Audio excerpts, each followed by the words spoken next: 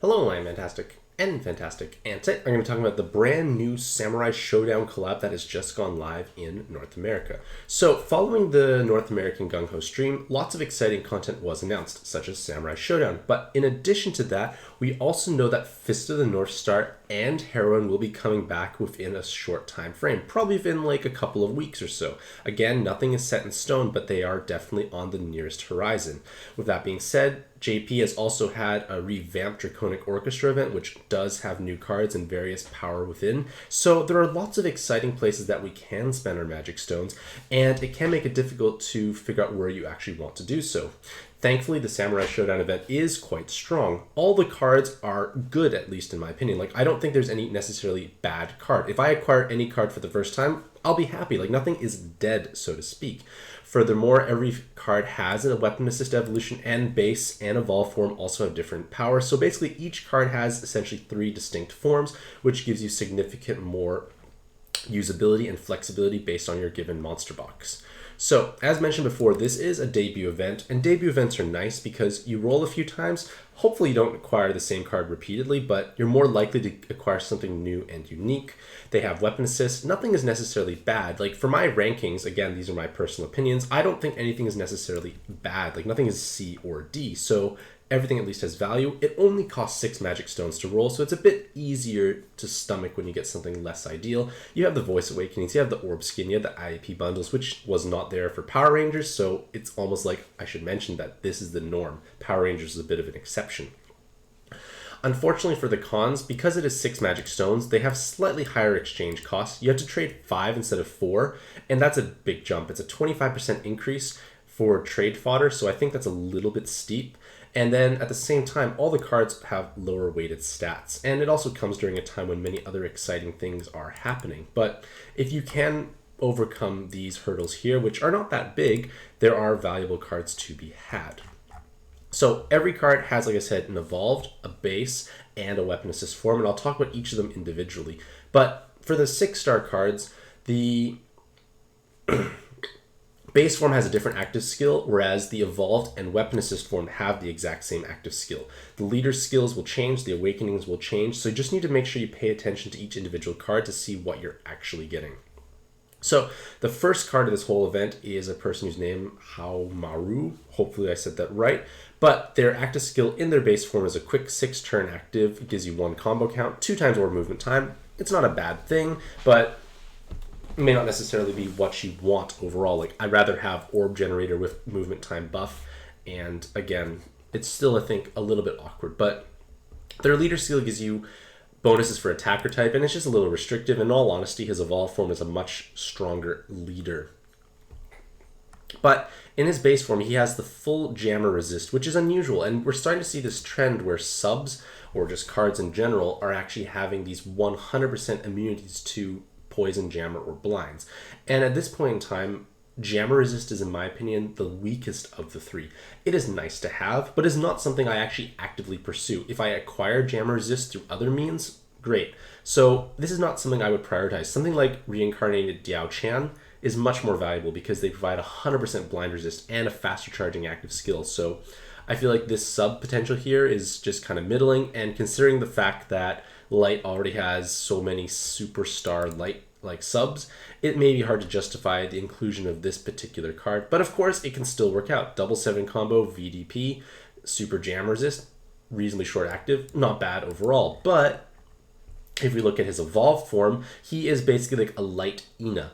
Essentially, he has very similar activation requirements. He has 225 times attack with dual leaders and 2.25 times health and recovery, but you get that 50,000 true damage after matching 6 connected light orbs. So obviously these rows have synergy. It allows you to add some extra damage, but basically the idea is you can counter every single resolve spawn. The fact that you no longer need to worry about that mechanic can help trivialize it. So when you make your VDP, you can easily just deal with the resolve spawn. It's not going to be that big of a deal. And that's one reason why Ina is such a powerful leader. So it makes sense that Haohmaru would be quite strong. Unfortunately, he's not built as equally, mostly because he has no equivalent to Phenom as a pairing. And in general, his pairings are not as spectacular, at least in my opinion. And another drawback is that these combo orbs are really dead awakenings, because we don't have a way to abuse like a light system where we can get lots of light orbs on a regular basis to get the combo orbs every turn. So it's just going to be awkward in my opinion, and it's just not going to exist. Whereas Ina's awakenings, at least everything has a value. It's going to provide something. Ina has a faster charging active, which is important for orb hungry teams. This is not to say that Haohmaru's active is weak. You get a full board changer of fire, light, and hearts, as well as +2 combo count. Powerful active, but remember, because you are reasonably orb hungry, you want to be able to have access to light on a regular basis, so your subs ideally have fast charging actives to compensate for that. So in terms of pairings, we do have Dark Karen, we do have Tifa, we do have things like Superman, but one thing that JP does not have, which is at least worth mentioning, is Megazord, because Megazord came from the Power Rangers collab, and it's a bit different compared to the other reskin that it came from. And you'll have 3 times health, you'll have +1 combo count when connecting 6 light orbs, so this is basically like Phenom, but the only drawback is you have a lower scaling multiplier with maximum combo count, but you have no resist, and to compensate, Megazord has higher personal damage. He also has a longer base cooldown, but his cool active is still useful. It takes away the bind and awoken bind, so it is still definitely a viable pairing. You can use things like Dark Karen or even Tifa. Tifa gives you that big board, all the RCV you ever want in the world, and it's a matter of you just managing your lower effective health. But it's still definitely a tremendously powerful leader. Anytime you can counteract resolves, it's going to be a good leader. And if you can counter resolve with 7x6, again, lots of possibilities open up. But the fun doesn't stop there. Their weapon assist is also tremendously strong. So you're basically like, you have 4 resists in total, with 2 jammers, 1 blind, 1 poison. So you have 80% resistances in total, but they're not made equally. Like I mentioned already, jammers are, in my opinion, the weakest resist. So you have 2 strong ones and 2 weaker ones, but at the same time, you also get a team health. It's giving lots of value, and it's the same active skill as the evolved form, which we've already established is tremendously powerful. Basically, every mono light team will enjoy this active skill. It's not going to be bad. So if it charges up, that is fine. And you are still providing valuable resists. Like again, if you are struggling to hit those thresholds for 100% protection, this is definitely a very powerful way to do so. And it comes down to what form do you need more? Do you want the weapon assist, or do you want the leader with the built-in follow-up damage? It all depends on the types of teams you can field. Next is Nakoruru, and their active skill gives you 5 turns of bind and awoken bind clearing in their base form, as well as changing the bottom row to fire. Very valuable for mono fire teams, and they come with the 100% poison resist super resistance poison, and that is much more valuable than jammers. So if you are running mono fire teams, this can definitely be a strong, solid sub. You have the orb generation, you have the bind and awoken bind clearing, which is quite rare for fire, and you have the poison. Now, she does have some offensive capabilities, but the attack while above 80% is one of the weakest. It provides only 1.5, not 2 times like 7 combo or below 50, and it has a small window of effectiveness. But because you are providing 5 poison resists, because that is essentially what this awakening does, you have 5 poison resists, you can then add on supplemental damage through weapon assists that provide, say, orb enhances or fire rows, and you will actually provide more damage than a regular damaging sub would. Because, hear me out, you need 5 awakenings for full poison resist. You have that covered in a single one. So that means you probably could have 2 weapon assists that provide damage and not these defensive resists, and you still should be okay at hitting 100% for the other metrics. So you could stick on things with, say, 3 fire orb enhances twice. Now you have 6 fire orb enhances. A single sub will not be able to provide that much passive damage, and this can make team building options definitely more interesting. And I do definitely foresee a trend occurring where we need to have now a mix of defensive resists and offensive capabilities, just because we're encountering spawns with so much health. And this is definitely one of the ways to do it. So, for example, like on my Phenom and Ina team, I can hit resist a bit easier because of Phenom. And because of that, I end up bringing many other orb enhances or dark rows to help supplement my damage, and this is definitely a way to do so. So I feel that she will have definitely much more value when fire starts to take off, when Rao does return to North America with Fist of the North Star, which is coming soon. By comparison, her evolved form provides something also unique and interesting. Their active skill is 250 times attack to a single enemy, so a reasonable button, but then change the entire board to fire. That's pretty wild, because this can be inherited, so now you can inherit a full board Goemon without setting your health to 1. Lots of interesting things you can do, especially for their weapon assist form, which I'll talk a bit more in a moment, but I want to focus on her leadership potential here. So with their evolved form as a leader, you have bonus health and reasonable attack when matching 7 or more connected fire orbs, but you have this 7x6 board. This has synergy of your fire rows, it has beautiful synergy of Rao pairing, so now you have 7x6 and built-up follow-up damage with activation requirements that are synergistic. You have the rows, and in theory, with that full board of fire, you can swipe it and you can overcome resolve spawns. You can't make VDP or 3x3 boxes, but you can just swipe and kill things.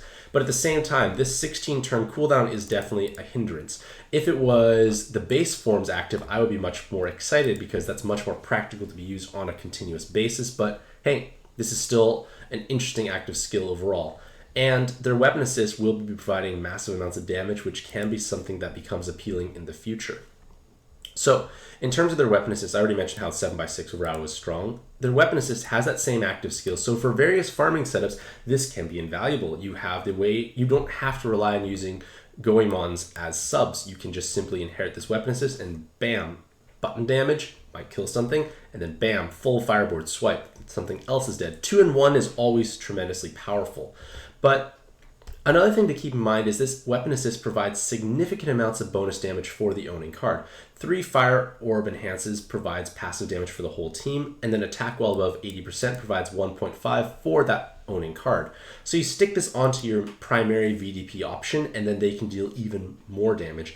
And this is definitely something that's going to start happening as we start acquiring more and more powerful resist cards and options where we can acquire more resistance with less cards, so now we have space to bring these weapon assists with offensive capabilities. Next is Ukyo Tachibana, and their active skill reduces all damage taken by 50% for 1 turn, 3 times water damage for 1 turn. It's an active, it's okay, it's serviceable. Their awakenings provide you with killers, 4 different unique killers with VDP, so they can have modest VDP potential if those typings line up. Their leader skill gives you one of the most gentle team building requirements possible. It's literally any water card. You get 2 bonus seconds or movement time, and you get damage when hitting 5 or more combos. It's almost impossible not to achieve this leader skill, and it's quite solid at 4, 196, 4. So we can start exploring that as well. And while I mentioned that the killers are unique, it can be interesting. You have multiple coverage. Because they're unique, they don't line up damage as well. And if you're not lining up at least 2 typings, the personal damage output will be lackluster. And that is definitely a drawback for the most. But at the same time, he does have VDP, which is sometimes unusual for killer cards because he does get 2 VDPs in total. So you can actually deal quite large amounts of damage assuming those typings do line up. But I want to focus on their leadership potential. So you definitely can use 2 of them at the same time, but again, you don't have any defensive multipliers, and the attack multiplier is, in all honesty, on the lower end. So we can do something interesting to compensate. You could pair your own Tachibana with Velcana, and this will give you more total attack multiplier. You also get damage reduction when you heal 100,000 health from hard orbs, but because Tachibana gets 2 times RCV by himself, you will actually now have to only heal 50, not 100,000, because you are having twice as much recovery. So you have more damage, you have the same amount of health, you have damage reduction, and you have a bit of an easier time hitting the 50,000 effectively for healing for the damage reduction. So it is quite interesting and exciting overall. Again, I probably wouldn't pair my Velcana with them, but again, it is an option. It's alternatives, and options are nice. With that being said, their evolved form is also quite spicy. So they change all enemies' attributes to fire and create 6 water orbs at random. So that's an interesting 2-in-1 active. You get orb generation, which is always helpful, but with changing the enemy's attribute to fire, you're actually gaining 2 times damage, so to speak. If they were a light spawn and now they're fire and you're obviously using water, you get 2 times damage because of your attribute effectiveness. If they're a wood to start, it's 4 times damage because you went from 50% to 2 times damage, which is a 4 times difference. So it's an interesting way to add burst damage to your cards. So you think of it this way, it's burst and orb generation. So it does justify the 16 turn cooldown. In terms of their leader skill, they gain damage and +1 combo count when matching 6 or more connected water orbs. So interesting way to add combos. And then you get reduced damage taken by 50% when 8 or more combos. So dual leaders means you only need 6 combos with a water row to hit your threshold for the massive damage reduction. The problem with that is 6 water orbs are not always available. Your 2 leaders, while having strong active skills, are on long cooldowns. You might have issues with having a continuous stream of water orbs. And if you don't have those water orbs, you only have 1 times health. You'll probably die to most things. And that's not good. And that can be problematic. So perhaps we can overcome this at some point. Maybe things like the future water Tifa that's coming out in the Draconic Orchestra might help you out there. But again, we don't have that at this point in time. So I feel that right now as a leader, they're a little less ideal. I feel like they should be pairing with someone else to give them more consistency and a bit of insurance for when those water orbs are not actually present. In terms of their awakenings, they actually have 777 combo with a VDP and 2 enhanced heal orbs, along with some RCV. So this can act as a pseudo healing option. It's not going to be your primary healing card because it just won't be high enough RCV and not enough enhanced hard orbs. But in theory, you could correct this with a Mitsune weapon assist, and that will give you more than enough healing output I'd say for the most part. And it can help solve the healing issue while having a sub who provides meaningful damage and a meaningful active skill. Something to keep in mind. It does give you options, which I do like. In terms of their weapon assist, they keep that interesting active skill, but they provide 4 enhanced water orbs as long with a big finger. So I mentioned beforehand, when you have enough resistance coverage, you start to switch to weapon assists that bring damage or actives you like. And for mono water teams, this will add significant amounts of passive damage, and it definitely would be worth pursuing, assuming you have a way to cover all the resists and you have no interest in their base or evolved form. The next card here is quite interesting as well. They have 777 combo along with 2 team health. So for dark teams that are struggling to meet health thresholds, say such as like Phenom Ina in Altarina 2, this can be a way to boost your health, so to speak, because the 2 team healths will add meaningful amounts of bulk. They have reasonable damage. They have strong damage output, but the problem is there's no VDP. So again, against void spawns, which are quite common, a damage sub is not quite damaging it the way you want it to. So you almost have to think, well, it's giving me team health. But again, if you are having enough effective health to survive these preemptives, it may not necessarily be the type of sub you want to run, because for the most part, Dark still has pretty strong subs, and they are not naturally bind immune, so it's just a little bit of hurdles to work around. Plus, their evolve form is significantly stronger. So their evolve form trades out those team healths, but they get 4 skill boosts with 2 super skill boosts. They also have full jammer resistance. Again, it is nice to have. And then triple VDP. So 4 skill boosts, 3 VDP, 100% jam resistance, and you can even pair this guy with Ina for an interesting team style. So their leader skill is 50% damage reduction when above 80% health, and then 5 times attack and +1 combo count when matching 6 or more connected dark orbs. So you're similar to Phenom with no color requirements, so you get that plus combo count every time you activate, which is stronger for sure. You also have much higher personal VDP damage, but your maximum damage multiplier is a little bit lower, and your effective health is only strong when you are high health. If there are large multi-hits like, say, Goemon or Tsubaki, you're going to get annihilated because those multi-hits will hit you once, you reduce it, maybe you reduce it a second time, the third hit will definitely hit you for their full value, and that probably will kill you because they have no actual health multiplier, and Ina only has 1.5 times, so it's actually not that high. So it definitely is an interesting pairing, but again, this longer 13-turn cooldown is not as spammable compared to Phenom. It's just pros and cons you have to be aware in your mind. And again, he's not naturally bind immune. But this active skill is interesting. It creates 15 dark orbs, then enhances all dark orbs. So you can deal massive amounts of damage, but your combo count will probably be on the lower end, because when you think about it, 15 orbs, dark orbs suddenly appearing on your board is going to result in many 1 or 2 orbs that cannot be matched and your combo count might go down. I feel like it would be a bit of a risky active skill to use. It's not as reliable, so to speak, but again, this can definitely be an interesting pairing, assuming you have an Ina friend. In terms of their weapon assist, they provide tape resist, and they're the only weapon assist that provides 4 attack, like 4 100 attack awakenings with no negative drawback. There's one card that provides more attack, but they reduce your health with that awakening. So this is the only one that provides so much damage with no drawback, and it also provides tape. But at the same time, tape can be acquired through other places, and the other benefits, while 400 attack is nice, are probably not that great. And considering the fact that their evolve form is quite strong, I would be loath to make this weapon assist. Next is Shiki, not Shitty, and their active skill, or so their base form, is cool. They do provide 100% blind resist, which is one of the stronger metrics, but their other awakenings are not really doing it for us. 4 TPA is nice, but again, TPA at this point in time does not have a place. The strongest dark teams are those that need to match 6 connected dark orbs, and they won't have 4 others floating around to make a TPA. If they had extra dark orbs, they would maybe make it into a 3x3 box to give VDP to all of their many VDP cards. So Shiki is just not going to be contributing much. All she's going to really be contributing is that blind resist. So that is nice. It definitely can open up options, but Dark does have many strong subs that provide more meaningful awakenings, and you can acquire those resistances through other means. And again, if Phenom is your leader, you already have some of that resistance covered, so it makes it a little bit harder to justify utilizing their base form.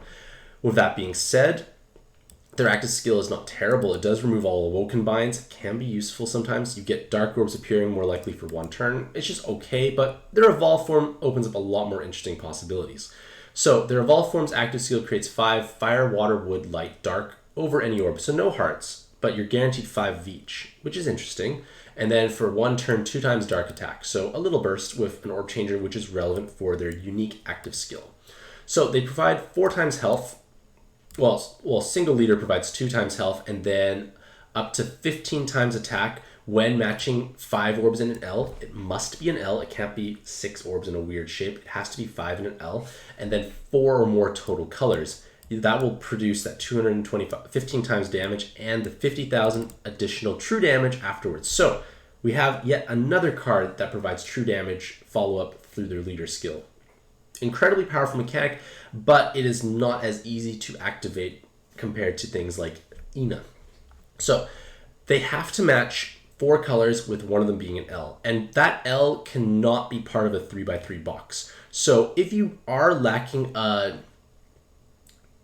void damage void active skill, VDP can be difficult. This is the same crux for all rainbow teams, but this will be even a little bit harder because you not only do you have to have that 3x3 box of dark, you'll have to have 3 other colors, but one of those colors must be an L. Not impossible, but it's going to be messy. Combo count may be lower, and it definitely becomes a hassle. Like, rainbow teams can function, but I honestly feel that rainbow teams need those void damage, void active skills to truly shine, because VDP is not that practical on their teams because it can be harder to utilize orb changers accordingly. So if you can overcome this weakness that rainbow teams suffer, Shiki's evolve form definitely can be strong. It allows rainbow teams to now at least take advantage of this powerful playstyle. No longer do you need follow-up attack, which means you can use like Kali style board changers, like 5 colors with no hearts, because hearts are not needed for follow-up attack. So you're much more likely to have the right concentration of orbs in order to hopefully deal meaningful amounts of damage, because even though they are rainbow, you are most likely going to build your team with a dark heavy focus, and that's kind of exemplified by their active skill. So it is definitely a powerful leader. I feel like it's not going to be as strong as monocolor, because monocolor is just easier to play and in theory a little bit less luxurious in team building, but it's definitely an option. In terms of their weapon assist, they provide a skill boost and L. So skill boost weapon assists are more common, and they need to come with some interesting collateral benefit to truly make them stand out. And unfortunately, an L is just not where it's going to be. Furthermore, they only have an 8-turn cooldown, so it's very easy to accidentally charge up. Amin, for 750,000 monster points, has 7 turns, and it's considered not the best weapon assist. So a top rarity card that is marginally better than what is arguably a bad skill boost weapon assist is not going to be a good weapon assist. I would definitely just keep them in their evolve form, not their weapon assist. Next is Kurama, and in their base form, they provide 3 attack while below 50% awakenings. They have some time extend, which is kind of rare actually for wood subs. And they have an interesting active skill that self-harms, but 2 times orb movement time and delays enemies for 2 turns. Does a bit of everything. Their leader skill is actually reasonably strong. They provide 2.25 times health and recovery along with 182 times attack when you match 4 or more connected orbs up to 9. Well, basically connect 6 or more orbs. Any orbs connected results in this damage. Not bad multipliers, but again, wood is pretty focused on 777 combo to truly shine, so it's a little bit harder to take advantage of these awakenings. And in all honesty, while this card is reasonable overall, their evolve form and their weapon assist form are so powerful that it's really hard to justify not using them. So looking at their evolve form, they share the same active skill as the weapon assist, which is a full clear of the unable to match X orbs mechanic. So for instance, Evolved Gaia in 3-player Arena 2 will prevent you from matching fire, water, or wood orbs for 3 turns. This active skill cancels that out. It's incredibly valuable in higher level content because this becomes a more common mechanic. And at this point in time, we don't have too many different ways to deal with this, and this is a full clear. Other options might only give 5 turns of clearing. So if we encounter spawns that give you, like, say, 10 turns, unable to match hard orbs, this will remove it completely. Definitely very powerful and worth keeping in mind. But the fun doesn't stop there. You also remove all bind and awoken binds. So you're either going to have one of these 2 valuable components become useful. And that is nice because it's less likely it's going to become a dead active. Many times with awoken bind clearing and regular bind clearing, it has a bad secondary effect which you may not necessarily want to use, or it just becomes a dead active skill. So with this 2-in-1 effect, really 3-in-1 because you get the full board replaced, one of those aspects will be useful for sure. And it just makes Odin Dragon look terrible by comparison because you have that same bind and awoken bind clear with a significantly stronger extra effect, and their awakenings are pretty magical. They have natural cloud resist, which can ease team building. They have double 7 combo, which can also gain a VDP. They have full bind immunity and modest amounts of time extend. Like, they're coming with a lot of interesting things. So this definitely can be a viable wood sub, and it does provide that cleric spot without sacrificing damage or other utility overall. And then in addition to that, they have quite a powerful leader skill. With dual leaders, you have 4 times health and recovery unconditionally, just any sub will give that, and then you can have up to 729 times attack when you leave exactly 0 orbs on the board from a no Skyfall clause. So those are incredibly high multipliers, but it's going to be deceptive at how effective it actually is, because it's going to be almost impossible to hit that 729 times on a regular basis. So you must lower your expectations. Lower it to 400 to 500 times. That is still incredibly high, but it's going to require a high degree of puzzling skills, which may make it difficult to use for less experienced players. And if you're unable to erase orbs on a continuous basis, or you don't have enough movement time, your multiplier is going to be quite low, and you might have issues pushing through more difficult spawns. So that 729 times does look nice on paper, but realistically, with strong puzzling skills, 400 to 500 times is probably going to be the more likely outcome. This is still definitely a powerful leader skill, but you have to remember that there are no Skyfalls, so it might become difficult against extremely high combo shields, and movement time may also be an issue because with this type of leader skill, you're going to be having to plan out your orbs very well, but you might have to be doing a lot of extra steps and movements to like shuffle in, like, say, 5 water orbs, because you couldn't make 2 sets of water and they're kind of scattered, but you want to make sure you connect all 5 to reduce the amount of orbs left over. So it is definitely going to be a high skill but also highly rewarding leader skill, but again, it's not as consistent compared to other options. But the 4 times health and recovery keeps you safe. And as a leader, one other thing is the active skill, while tremendously powerful, is a little redundant. You don't really want 2 of those at the same on your team. It's just not quite what you need. But as a sub, it's definitely amazing. In terms of the weapon assist, we keep that same tremendously powerful active skill, but you also come with an interesting set of awakenings. So 60% jam resist.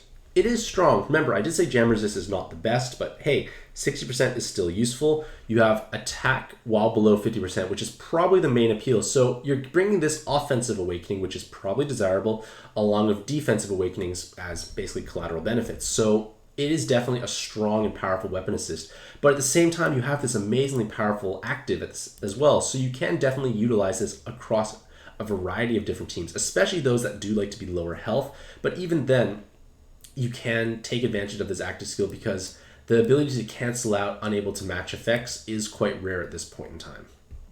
And that concludes our 6-star cards. So in terms of the 5-star cards, they have the same active and leader skill in their base and evolved form, but in their weapon assist, their active skill changes. Furthermore, between the base and evolved form, their weighted stats are identical, and the only thing that actually changes is their awakenings. So you just need to decide which form you want more for the awakenings. But at the same time, because they're identical in terms of stats, typing, active and leader skill, you are able to basically swap between each form at will, and you don't actually lose that progress. So if you only have a single copy of a given card and both base and evolved form are exciting, you can switch between the two with relative ease.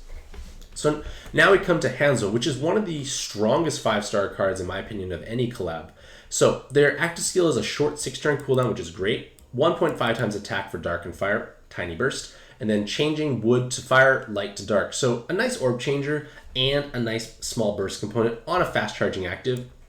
I'd be happy with this active skill on most teams. Leader skill we're going to ignore because all the 5-star cards for the most part have weak leader skills. Not all, but most do. In terms of awakenings, they have natural 40% poison and natural 40% blind, in addition to 7 combos and follow-up attack. They could gain VDP or full bind immunity with their super awakenings. This is a lot of exciting aspects put together in one card, but unfortunately their weighted stats are abysmally low. 919 weighted stats at level 110 is potentially 600 less than some of the other subs you are running. That's a huge amount of weighted stats difference, and you can definitely see that like these metrics are quite low, especially RCV. So you have to keep in the back of your head that I am kind of sacrificing one sub slot for significantly less stats, and I have to make sure that everything else they bring will compensate for it. If this was a card that had higher weighted stats, it'd be infinitely more powerful just because it's providing more bulk. But this 40% natural blind and poison resist is essentially a free Aerith weapon assist, which is one of the best weapon assists in the game. So you get that for free on a sub who also still has strong offensive awakening capabilities. So this is a powerful card all around. So let's just think about resistance theory crafting here, because this is a dark team. Phenom Ina definitely comes to mind. So for instance, we have Hanzo as a sub, we have Phenom as a leader, and then we've inherited the Halloween pumpkin on someone. Between those two subs and one weapon assist, you have 100% blind resist, 60% poison resist, 20% jam resist. You can see why with cards with natural resist, how quickly you can cover them and open up your team building options to incorporate things you actually want to bring. And this is definitely a great way to do so. For players who lack these sexier weapon assists like Aerith, this is definitely going to be possibly a superstar sub. Furthermore, their weapon assist, which I'll explain later, is the only bottom rarity card with a skill boost option. So an incredibly powerful sub, but just be aware that their weighted stats are lackluster. In terms of their evolve form, they get TPAs. It's just TPA, yes, there are 5 TPAs with super awakenings and reasonably high weighted attack, but we have no real good place to utilize these TPA, and in all honesty, this base form is just so strong, I don't see why I would make that. In terms of their weapon assist, it makes them one of the more desired 5-star cards to get lots of duplicates, because skill boost weapon assists are always nice to have. They don't really go bad necessarily, and because they're a 5-star card, it should be easy to acquire, and they only have a longer 15-turn cooldown. As mentioned before, Amun was 7, which is terrible. Shiki's was 8, which is again terrible for a high rarity card. A 5-star card with a 15-turn cooldown for their weapon assist is much stronger for that skill boost aspect. And it's just going to make it much easier to prevent the active skill from accidentally charging up. And it's unusual. I was kind of surprised that this 5-star card had such a long cooldown. I would think it'd be much shorter to say, well, you're a 5-star card, you should be worse. But no, they were quite nice. And in all honesty, getting multiple Hanzos are nice for that reason. So this active skill changes the outermost board to heal, and then a column and a row to dark. So that creates a net 10 dark and 11 hearts generate from the active skill. Guaranteed VDP and follow-up attack or super follow-up attack. Interesting active skill all around. Wouldn't necessarily be a bad thing to charge up, but again, you don't really use skill boost weapon assists outside of farming or ranking dungeon scenarios, so the value of that can vary. Next is Galford, and Galford in their base form, like Evolved form, has the far column change to light, delay enemy for 1 turn, 7 turn cooldown. It's not bad, but they have double devil and double attacker killer latent. Double attacker and double devil killer awakenings. So that's 9 times personal damage against those spawns. If they line up together 81 times, things are dead. So double devil is quite a popular combination at this point in time, and you may have other options that have higher attack values. Yes, they are balanced typing, so they could use devil killer latents, but you might have more options. Like for myself, I have Brachydios, who's going to do so much more damage anyway, so I don't have much motivations for Galford as a devil killer, but as an attacker killer, much more spicy. Because there are very few double attacker killers in the game, and you can utilize the attack while above 80% for more damage and attacker killer latents. And basically the idea is I want to create a specialist that I can't replicate elsewhere. So for myself, I'll pursue the attacker killer. If you have no devil killing options and you find yourself playing through like ranking dungeons or farming content that has many devil spawns, maybe pursue the devil killer route. But for myself, I'm going to be going all in on the attacker avenue just to be exceptionally good at one particular aspect. And that's what makes cards strong in my opinion, if they can beat out other options for their specific niche.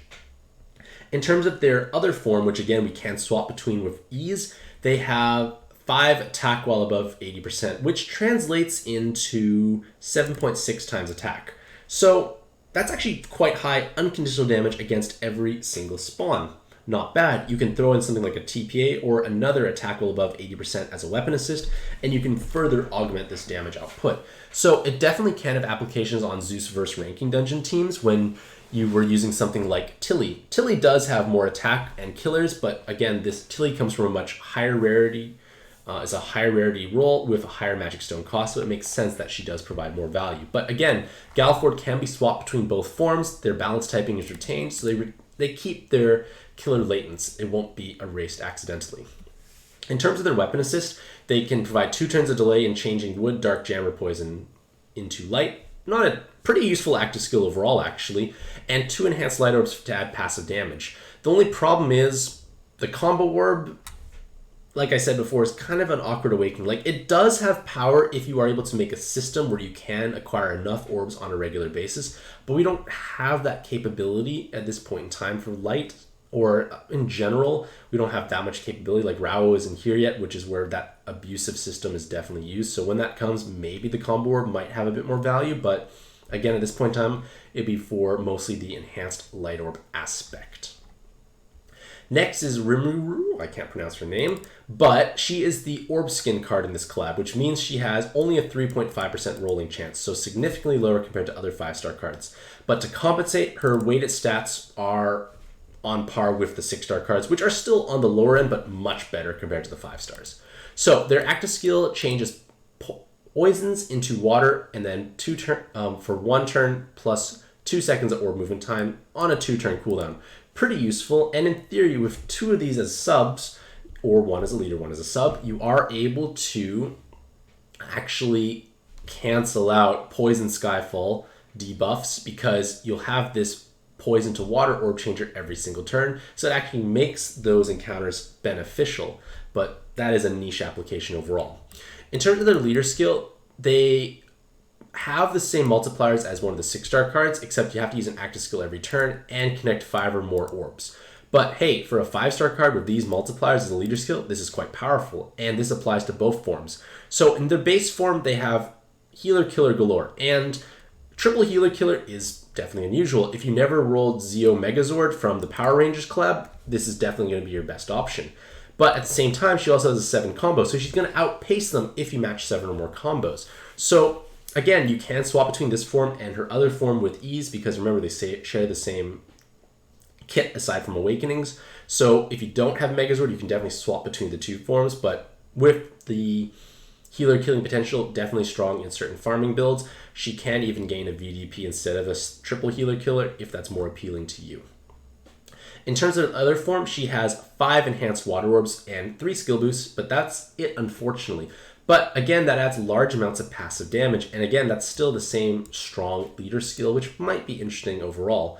And again, with 3 skill boosts, actives come up in time, you will be at least able to loop this active. The problem is, if you utilize them as an active, you kind of need 2 of them as subs in order to have an active skill every single turn, and in my opinion, that can definitely be a drawback.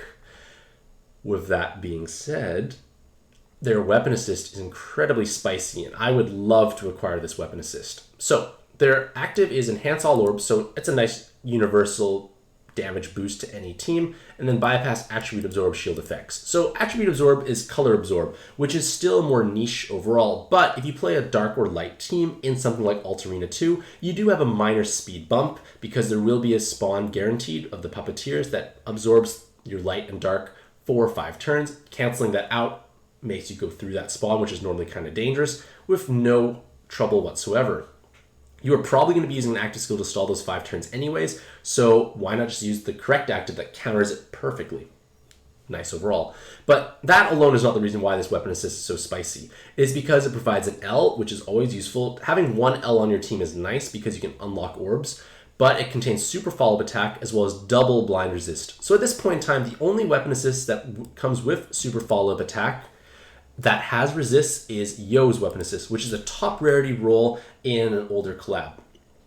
Not many people have this, and the fact that, well, again, this is going to be equally hard to rare, to be fair, but if you can directly purchase this. But the idea is you provide resist and the super follow attack, and that's important for any team that utilize Zila style boards, because Zila style boards are a bicolor with hearts and their particular color, and that is usually formed into a box of 3x3 hearts and a 3x3 of the color, and it gets the VDP, super follow-up attack, and then other combos, and then +2 combos from Zila themselves ensures that you have sufficient combos, you pierce through, you killed the resolve aspect, amazingly strong overall. So having super follow-up attack with resist is important because yes, you could use the Gung Ho Typhon card, but again, it provides just team health, not resist, and usually the resists are going to be a bit stronger than a single team health.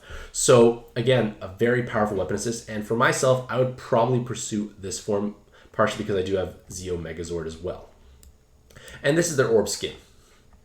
Next is Jubei, and their active skill is 100,000 damage to an enemy 5 times. Whoop-de-doo. Changes all orbs to fire, water, wood, and heal. So a 4 elemental board changer with an insignificant amount of damage. Cool. But they come with natural jammer and natural blind as well as 10 combo. So you kind of think, well, this is kind of like Hanzo, but this is significantly worse than Hanzo. His active skill is longer and weaker in my opinion. Their resists are not as strong. Jammer is worse than poison, so it's already like you got 2 strong and 2 mediocre resists. 10 combo is inconsistent unless you have 7x6, and wood doesn't really have a good option for 7x6 outside of Diablos, who is not used that often. So just not providing the things we really want to. Like it's nice, but it's not that strong overall. And at this point in time, wood is kind of competitive. Dupe Zilas, Razor, and Air for Green Ranger are pretty much the staple team, and it's hard to really squeeze in someone else who's not really offering as much as well as having very low weighted stats at the same time. The same can be said about their evolved form, many TPAs. So many TPAs can be nice. They do have high weighted attack, but again, at this point in time, TPA is a bit of an underutilized mechanic, and it just won't be competing against things like Zila and Dark Razor. In terms of their weapon assist, they have double enhanced killer awakening, so 9 times personal damage against this very niche spawn.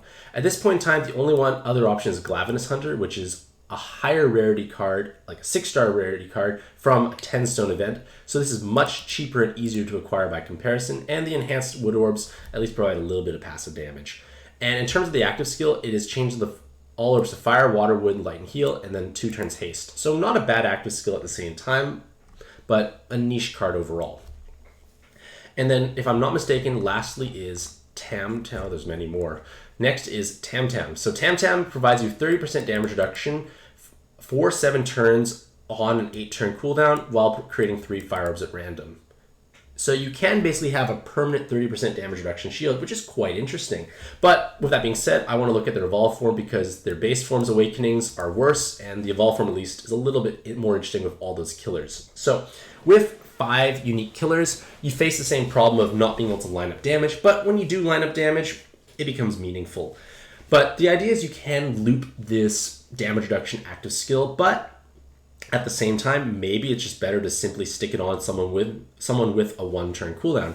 So for example, Omega's base form, not Dark Omega, has a 1-turn cooldown, which means you could inherit this damage reduction shield, which can make things like Rao teams have damage reduction when they're not supposed to. Of course, you're basically dedicating one entire sub slot and basically 2 active skill slots to this damage reduction aspect, but at least it does provide a little bit of fire orb generation at the same time, but it's just something to keep in the back of your mind.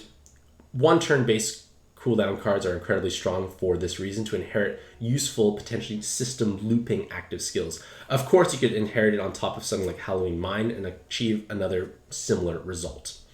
In terms of their weapon assist, if you play co-op, this is going to be one of the most dreamy awakenings or dreamy assists, because you have 40% poison resist and co-op boost.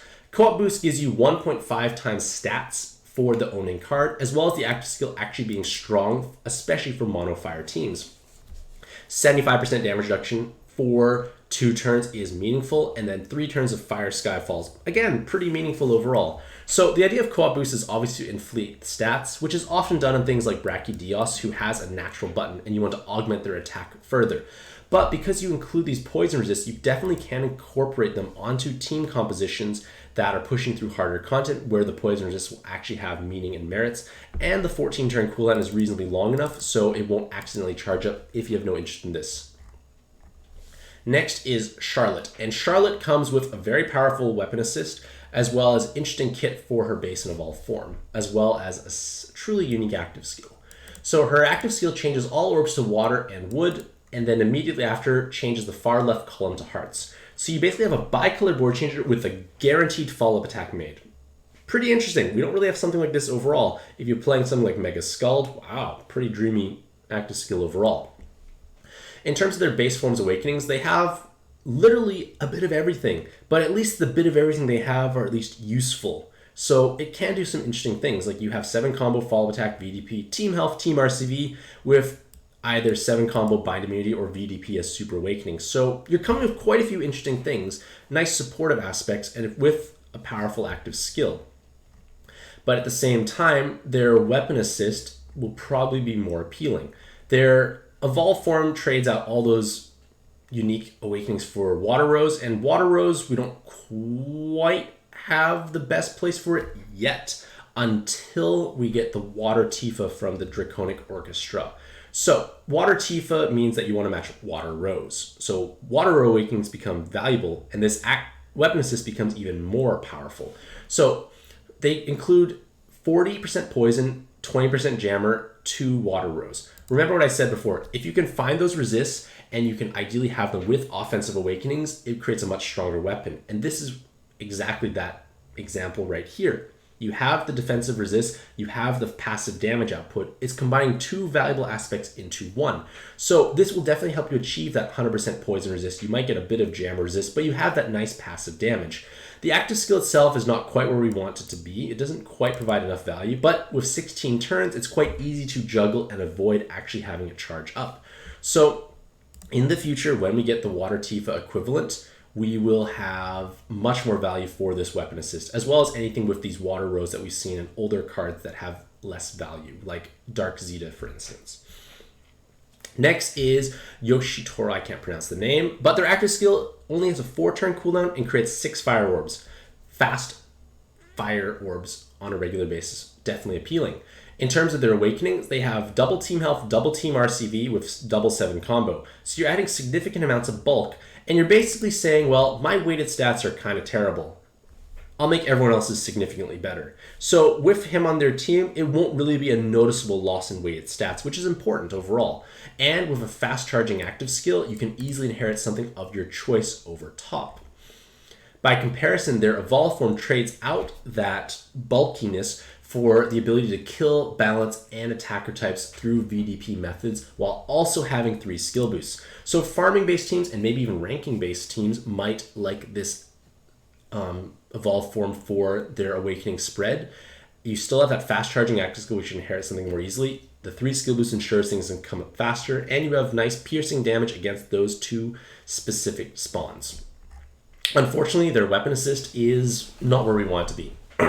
They changed the whole board to all colors plus heal, as well as 200 times attack to a single enemy. So 200 times attack is a lower button. So we're thinking, well, it may not kill something. And then the board changer itself creates 6 elements.